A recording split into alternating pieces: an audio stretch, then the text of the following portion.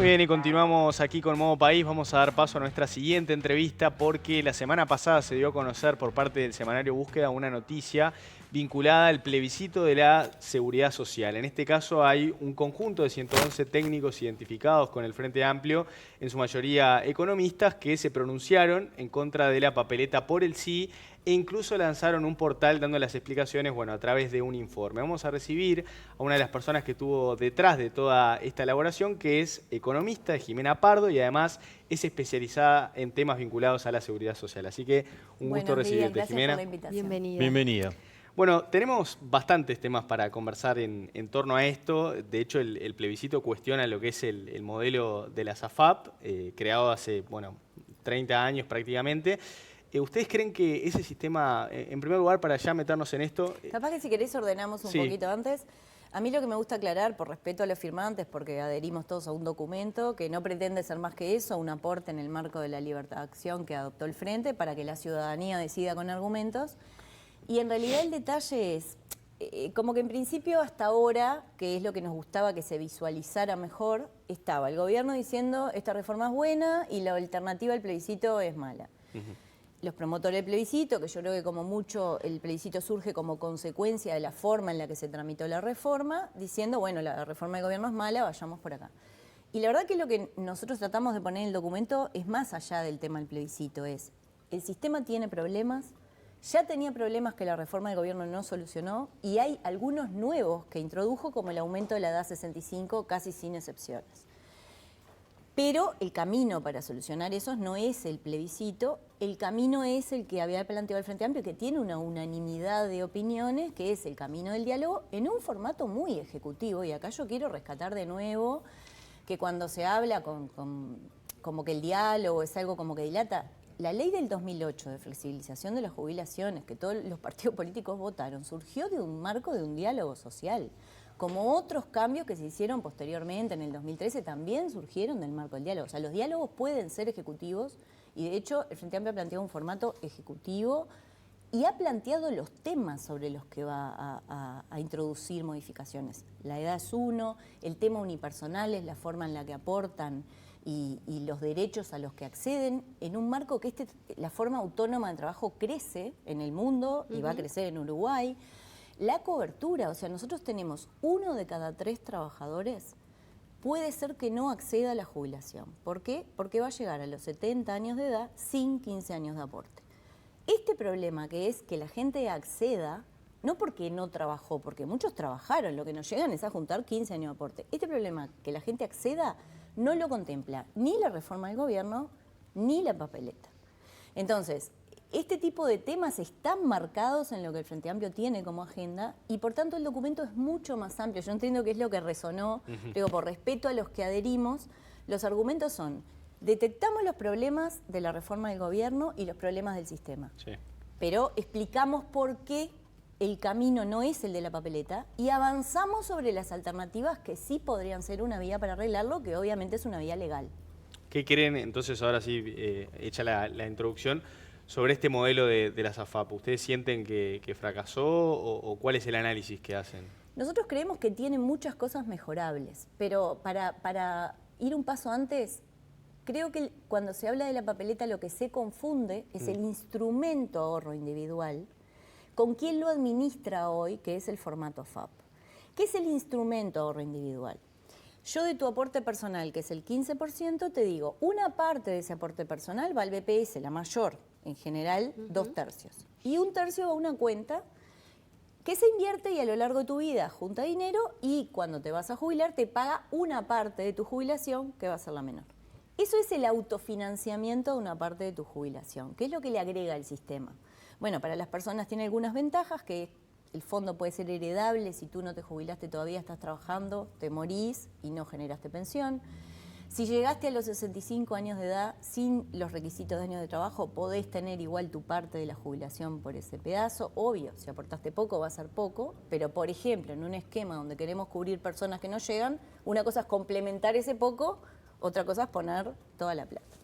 Esas virtudes que tiene para las personas se agregan a la virtud que tiene para el Estado, que es, a mí me gusta siempre ejemplificar esto, el sistema del BPS, y por suerte Uruguay lo mantuvo, que en otros lugares se eliminó cuando vino el tema de AFAP, es muy bueno, da una buena cobertura y atiende bien a todas las personas. Tiene un problema, que es que cuando la población envejece, requiere más aportes del Estado. Hoy el BPS, Caja Militar y Caja Policial ya reciben vía impuestos afectados y asistencia financiera alrededor de 3.000 millones de dólares. No está mal, no queremos que los deje de recibir, pero es algo que obviamente después hay que financiar. Entonces, ese tipo de sistemas, ¿cómo es? Como yo digo siempre, yo le pago la jubilación a mi papá. ¿Cuál es el compromiso con mis aportes? ¿Cuál es el compromiso implícito que hay ahí? Que mis hijos, con sus aportes el día de mañana, van a tener que cubrir mi jubilación. Bueno, obviamente cada vez todos tenemos menos hijos y cada vez vivimos más. Entonces eso impone un desafío importante. Y por eso, el que tú te puedas autofinanciar una parte de tu jubilación vía un mecanismo de ahorro es importante. Que ese ahorro tenga que estar administrado por una AFAP en la forma que está administrado hoy, es lo que hay que cambiar, y el Frente Amplio se ha comprometido a encontrar un sistema que puede ser de ahorro, pero que no tenga claro, ustedes hablan del sistema no lucrativo. Lucro, pero que Ahí en realidad está. la idea es, hay muchas alternativas para eso y eso se tendrá que discutir en el diálogo. Pero básicamente uno puede decir, bueno, ¿qué sentido tiene, identificando un problema que tiene la organización actual de las AFAP?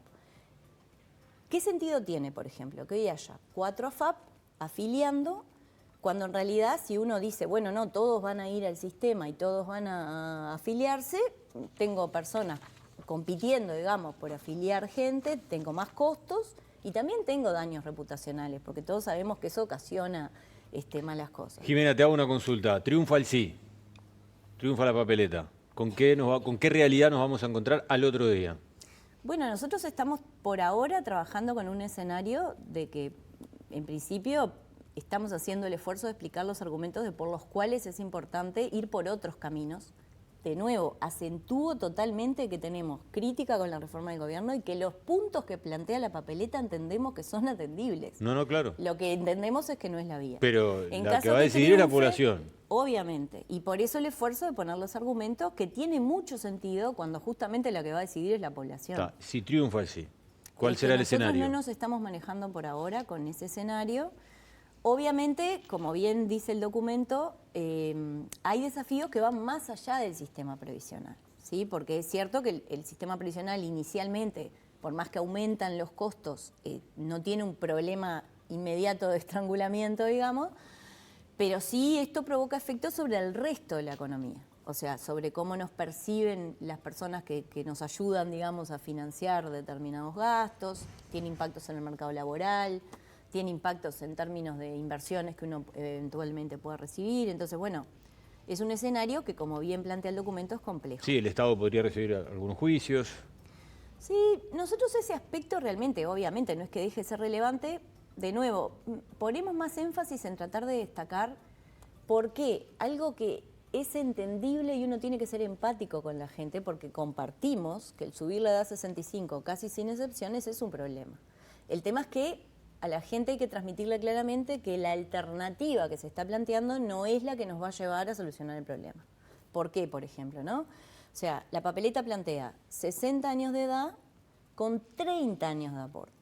En Uruguay solo llegan a 60 años de edad con 30 años de aporte la gente como yo. ¿Y quiénes no llegan? Las personas de menores ingresos y en especial las mujeres, que tienen dificultad para permanecer en el mercado de trabajo y aportar. Entonces, es una promesa que no se va a cumplir, digamos, por la redacción que tiene la papeleta. Eso no quiere decir que no sea compartible. De hecho, nosotros entendemos, somos muy críticos con la suba de la edad a 65 años, porque en realidad, si uno piensa en un mercado de trabajo impactado por el cambio tecnológico, la ley, lo que dice la ley del gobierno, es permite muy poquitas excepciones. Una de ellas es decir, bueno, si tú perteneces a puestos de trabajo de rural o construcción, podés mantener las condiciones jubilatorias. La verdad que es muy difícil pensar en un mundo tan cambiante en el trabajo que tú puedas prever qué actividades se van a ver impactadas por el cambio tecnológico. Yo voy al supermercado y de repente tengo un cajero sustituido por una máquina. ¿Y no es entonces una garantía dejar la edad de retiro a los 60 en la Constitución? Exacto, entonces nosotros lo que estamos... El problema que tiene dejar la edad a los 60 en la Constitución es que solo voy a atender a las personas de mayores ingresos. Y a los de menores ingresos que no llegan con 30 años, no van a llegar a los 60. O sea que igual van a tener que seguir trabajando hasta cumplir los 30 años de antigüedad, a eso nos referimos. O menos años, pero a una edad más avanzada. A una edad más avanzada. Entonces, ¿cuál es la alternativa? La alternativa que podríamos plantear vía legal y que de hecho es en la que estamos pensando algunos, es, y que está planteada en el documento, decir, bueno, ¿qué podemos hacer? La edad es un problema y es mucho mejor y mucho más transparente habilitar que te puedas ir. Incluso si sos, digamos, como yo y tú te querés ir antes y podés, pero fijemos este mecanismo que se llama causal adelantada, que ¿cómo es? Bueno, tú te podrías ir con los montos de hoy a los 65. ¿Te querés ir antes? Podés, no hay problema. Obviamente, vi algún monto menor. ¿Y qué es lo que hay que cuidar ahí? Las personas de menores ingresos, que sí, a esas edades más chicas les tenés que asegurar un monto Mínimo.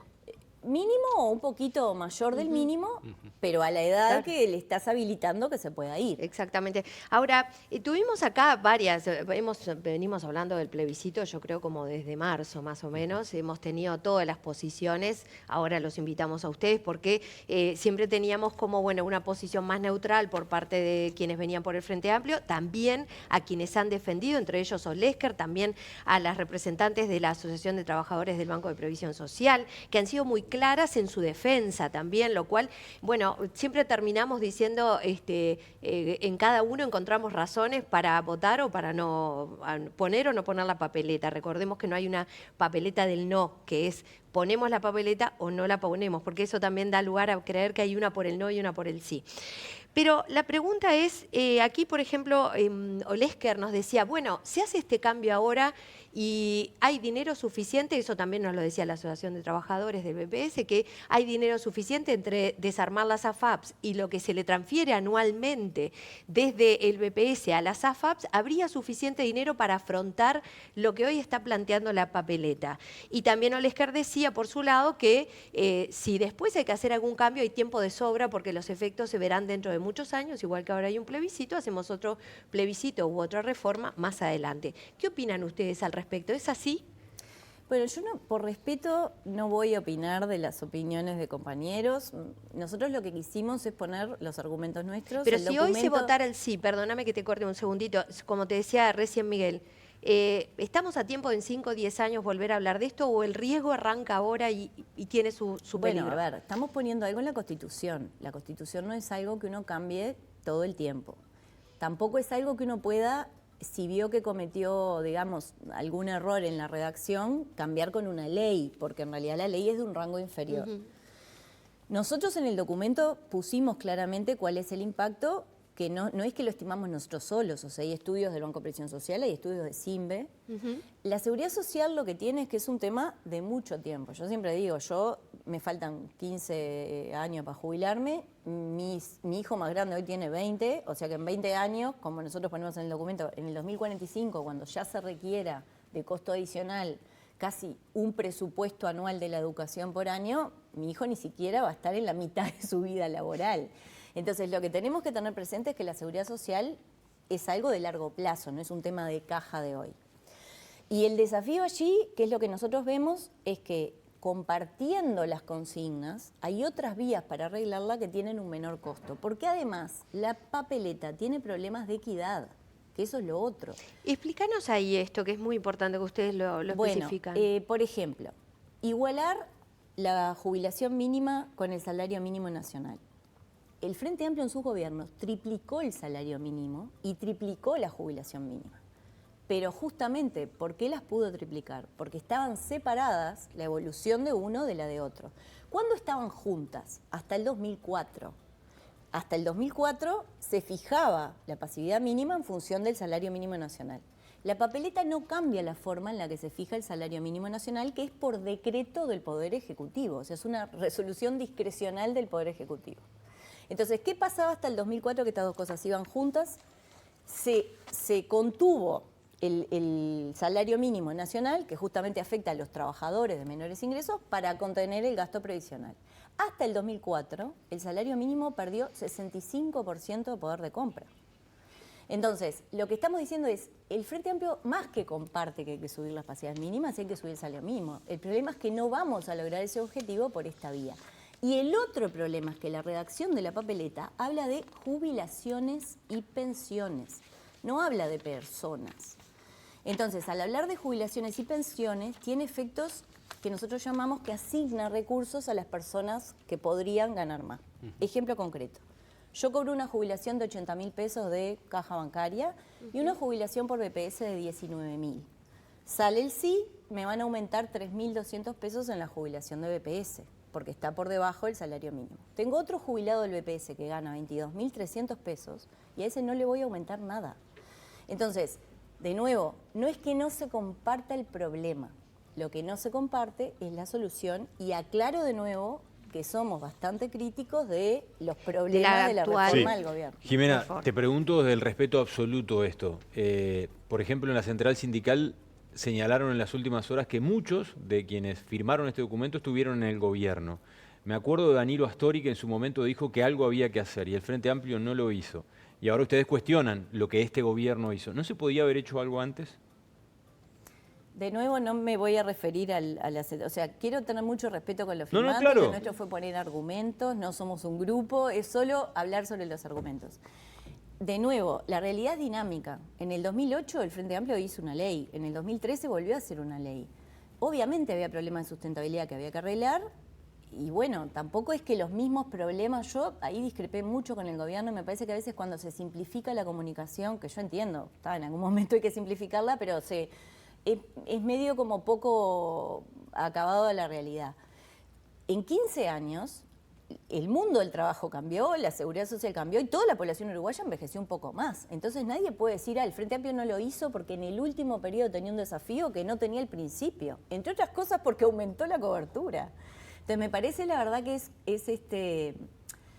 para ser justo con la realidad, nosotros lo que tenemos que incorporar es que, bueno, la seguridad social, como la vida, es cambiante y hay que irla adaptando. Y por eso también no está bueno poner en la Constitución una regla única. Yo siempre digo, me gusta mucho como ejemplo, los trabajadores cada vez tienen situaciones laborales cada vez más distintas. Tenemos personas que trabajan bien, con trabajos formales, mucho tiempo, personas independientes con trabajos autónomos. Las personas esas, la ley de gobierno no hizo nada con ellas, tampoco la papeleta lo hace. Sobre la financiación la papeleta no dice nada, ¿sí? Entonces, todo eso que estamos comprometidos a arreglarlo, la verdad es que en estas situaciones diversas, si uno maneja una regla única en la Constitución, va a ser difícil después tener como la flexibilidad de tener instrumentos para atender las situaciones que cambian. Quedó clarísimo. Jimena, ha sido muy amable, gracias por estos minutos y la seguimos en cualquier momento. A las órdenes, muchas gracias.